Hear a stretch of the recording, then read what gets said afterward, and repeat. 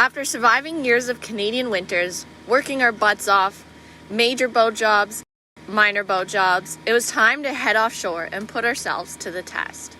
Last episode, you saw us untie from the dock, leave Canada, and check into the US of A. We were feeling ready. But little did we know that we were about to go through a week of a physical and emotional battle. Maybe I'm most nervous that I can't get around the boat with my legs. We've sailed lots with the boat moving, but this constant movement and bigger swell, it's usually such short period swell that we're in the Strait of Georgia, and the longer period swell, it's going to be interesting to see how I do getting around. We'll see. I guess that's my biggest fear. My son John was tall and slim, and he had a leg for every limb. But now he's got no legs at all, for he ran a race with a cannonball. Timmy Roo-dum-da, fa-da-riddle-da, whack for the riddles, Timmy Roo-dum-da. Well, were you drunk or were you blind when you left your two fine legs behind? Or was it sailing on the sea when your two fine legs right down to the knee? Timmy Roo-dum-da, fa-da-riddle-da, whack for the riddles, Timmy Roo-dum-da. Well, it was pretty snotty out there. We were beating into it, so we're tucking into Sauk Harbor to get out of it, and the forecast is looking like it's dying off tomorrow, and we'll continue on. We didn't sleep too much because of anticipation, but we did manage to do some weather checks and confirm that our window looked good for tomorrow. I'm not a big sunrise guy, but we're up and at it early. Today we finally got some calmer seas, so we're going to be able to make our way up the Strait today, and we're just going to keep going past Nia Bay. We have left Sauk Harbor. We spent the night at anchor there because we were on the edge of getting kicked around yesterday coming up the Wanapeka. The real weather was about 10 knots higher than the forecast, rather. Against the current. And against the current. So it was a bit messy out. We decided just to tuck in, and this morning's looking so much better, so I feel really good about that decision. So hopefully we can around Cape Flattery today, which gives me butterflies just saying. We just had a spicy little punch through the current as you exit the Strait. So that wasn't super fun for the last couple hours, but it's starting to calm down a bit here, and this feels alright. I wish we get a little more wind in our sails to make it a little smoother ride. It's a little wild, and Brandon's trying to have a nap down there. I'm not sure how that's going, but yeah, it's pretty good. I think we're maybe a few hours away from this kind of uncomfortable rolling, and then hopefully we can get going with it a little more. That'd be sweet. Currently rounding Cape Flattery, and I've been working towards this moment for like 7 years. And I've built this left turn, going up the Strait of Wanapeka and taking a hard left to turn down the coast. I've built it up in my head so much over the last few years, so it's pretty special to be doing this, and I'm really excited that we actually made it happen. Yeah.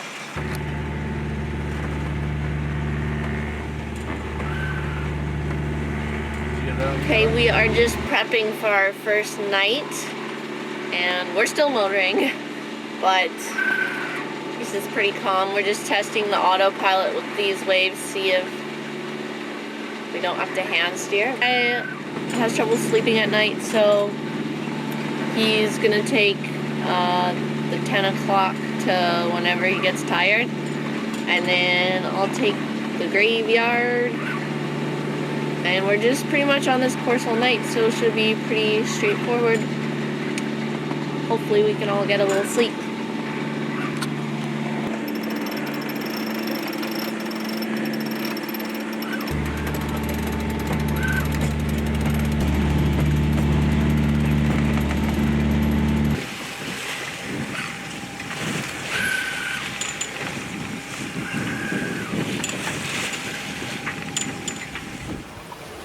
Alright, it's me and Brandon up here holding it down for the night.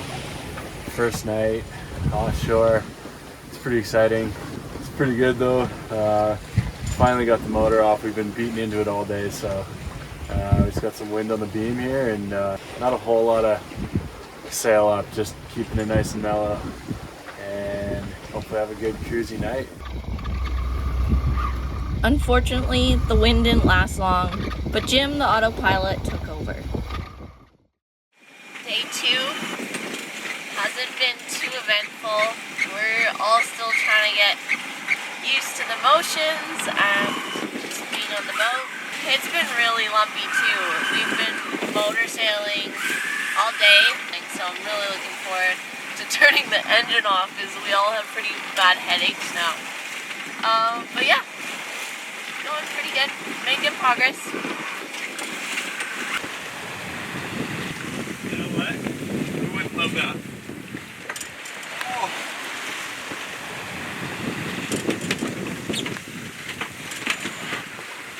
What's your move? Like this? Yeah.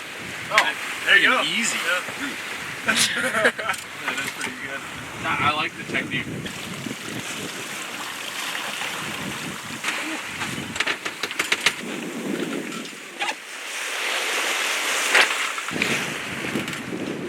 We are finally downwind sailing. It's been 2 full days of motoring, and so to turn the engine off today, this morning, get the monitor going and the pole out, the preventer up, feels really good. Just having a little moment at the bow by myself, because sharing a boat with 2 tired guys sometimes a little interesting. And a tired me, cranky. But that's how it goes. Sometimes you gotta yell at each other a little bit while putting the pole up. We're definitely not very smooth at that, but that's okay. We'll get better.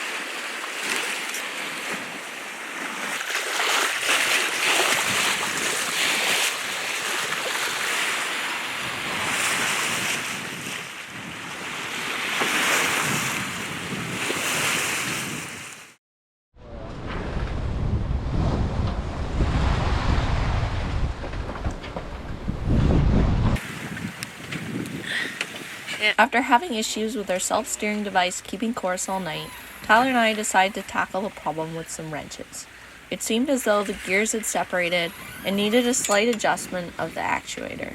Hopefully this is the solution, because we would really like to not be hand steering this whole trip. Yeah, that's the way, that's not the monitor. Yeah.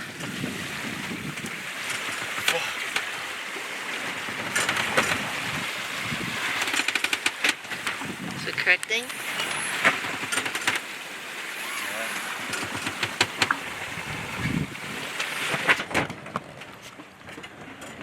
Okay, Tyler just got the monitor working, and Pam, as we call her, is currently working away.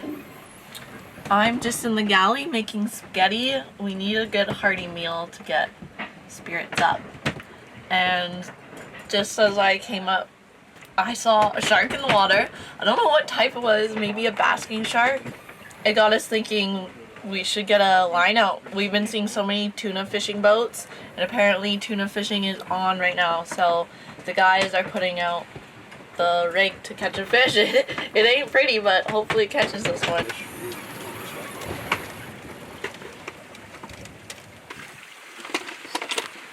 Oh, sorry, I hit you with the mic.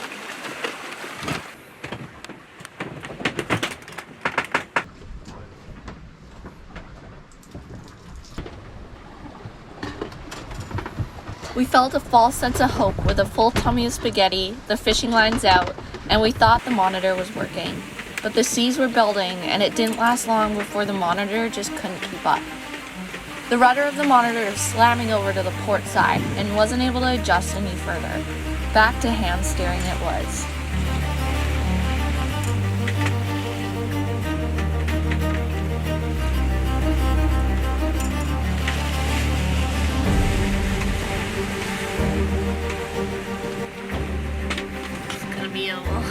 Long night of hand steering.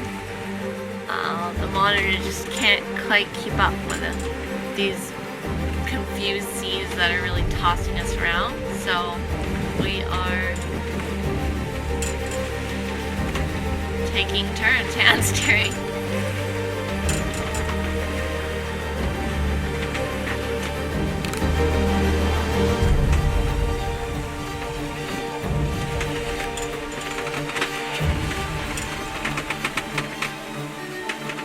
The nighttime brought huge stacking waves with a secondary south swell that kept smacking us around.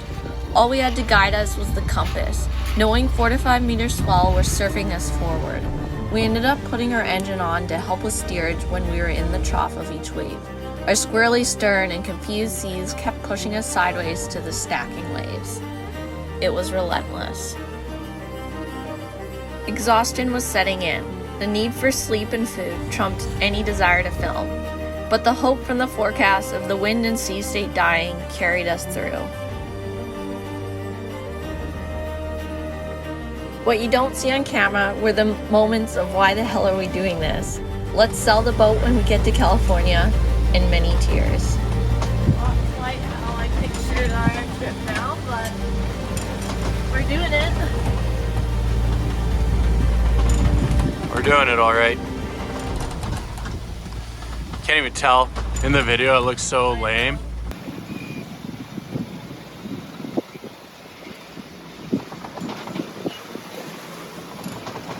Brandon thinks it's getting a little bit more consistent once in a while. Oh yeah, I'll take it. Yeah. There's like a few more moments of consistency. I want to get one of these big breakers.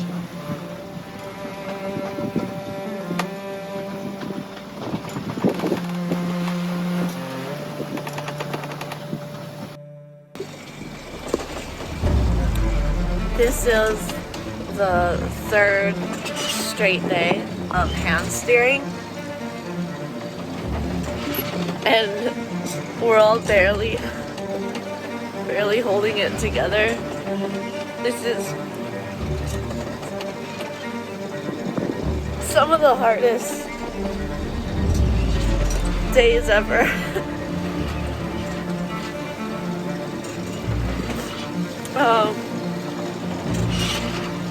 I know I chose to do this, but I definitely feel a lot of guilt because it is so hard for Tide, and he definitely hit a big wall yesterday with his physical ability and keeps taking some pretty good falls because these seas are just relentless and just are very confused. And anyways, we're about to cross over the outside of Mendocino Ridge, and we're just really hoping that the waters are gonna smooth out and then it's home stretch. But it's just been a battle. It's been a really tough battle. I'm trying not to cry too much because I'm kind of dehydrated. Okay, over and out. Finally, the sea state died. We managed to set up the monitor for a bit, and we all slept as much as we could.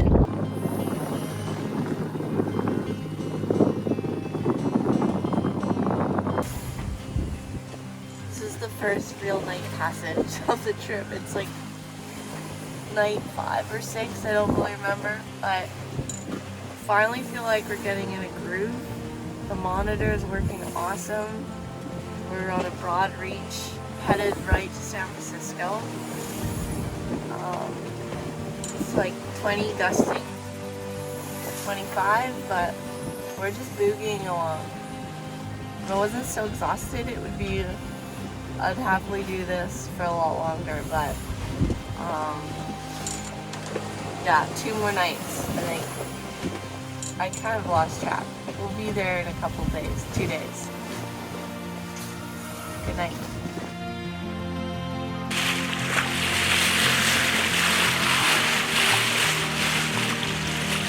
Oh man, this is amazing. I should probably go wake Brandon up so he can see this. It's just so special. Oh my god! There's like hundreds! So cool!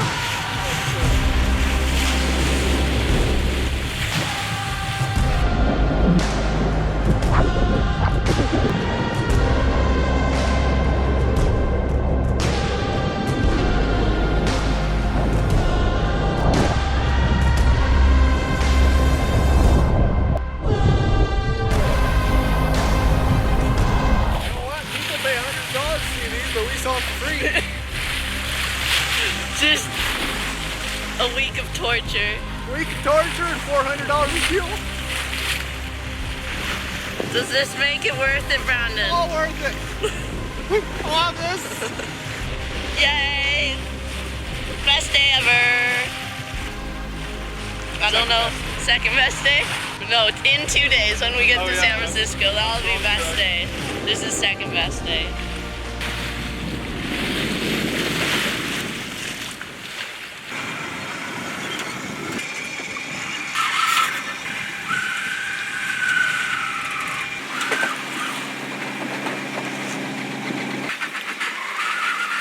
Well, it's our last night passage. It's about 8 knots of wind right now, and we're just motor sailing because we are pretty anxious to get there.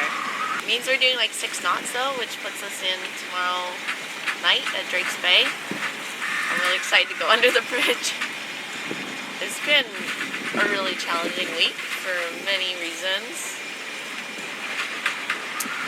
And it's kind of crazy because I've been working towards this dream of sailing south for years now. I first had the idea for this trip 7 years ago after graduating university. My dad and I then sailed to Hawaii, and then from then on I just worked my butt off saving for my own boat, upgrading the boat, ended up meeting Tyler. Plans got all changed. We bought a new boat. And then 3 years after that, we finally sailed south. So it's been a long time coming, and I would love to say that this was everything I wanted it to be, but the reality is it's not always sunsets and dolphins, and it was really hard. I don't know what it looks like, but what I do know is I'm pretty proud of myself for sticking with the dream and making it a reality, and just making it happen, I guess. I'm really excited to be here and grateful to be here. That's all.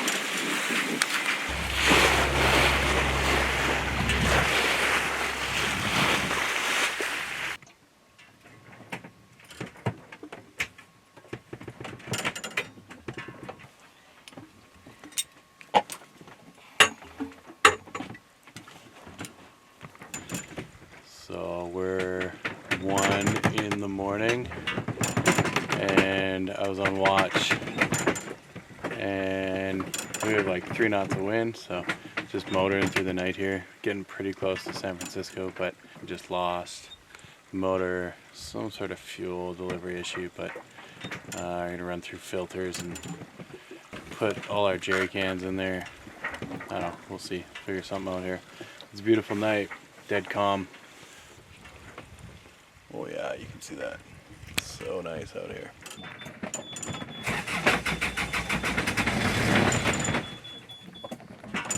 Throttle?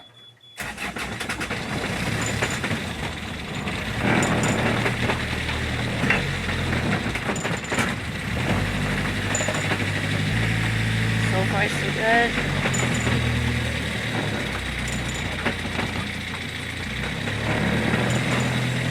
We're gonna be a little low on fuel. But we gotta get there.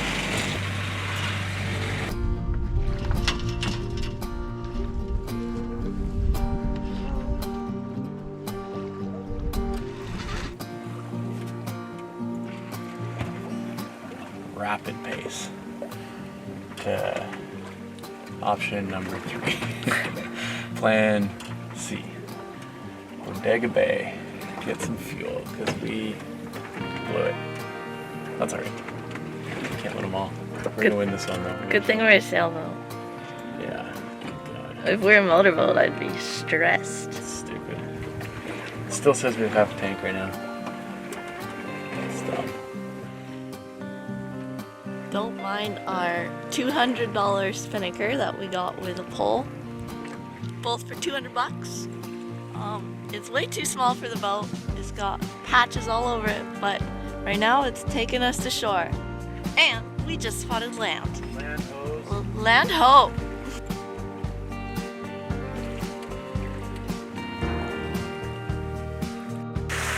Alright, so I've missed the last 2 wildlife sightings because I've had my legs off down below, so I've been pretty bummed. But then I was just down sleeping again, and Keely and Brandon were yelling about whales, and I was like, don't be messing with me. But oh man, I just came up. There's like an easy 12, 15 old men in front of us. This guy over here. Oh, there's 3 there. Their backs keep coming up. Humpbacks. Oh, right here. Look at this, Brandon. Look at this. Oh! And then right behind us, one was just flapping its wing at us. And then one came, breached, is that what it is? One breached right in front of us. And it was kind of scary because the bubbles were going under us. Oh, wow. Okay, I got to film this.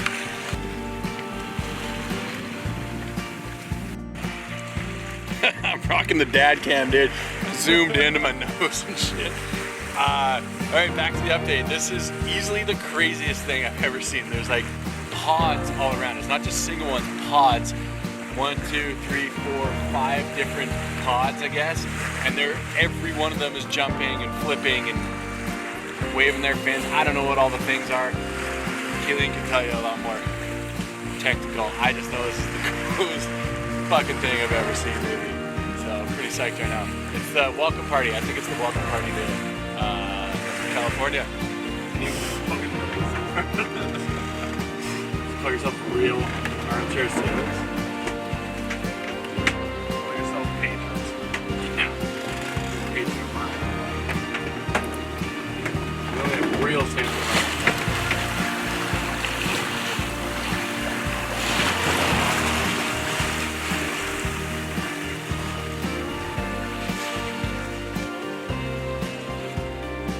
Next time on All About Spray. We're about to sail under the Golden Gate Bridge after 10 days of a pretty intense passage. We somehow found ourselves at a private Don Felder concert and ended up making a bunch of new friends. See you next week.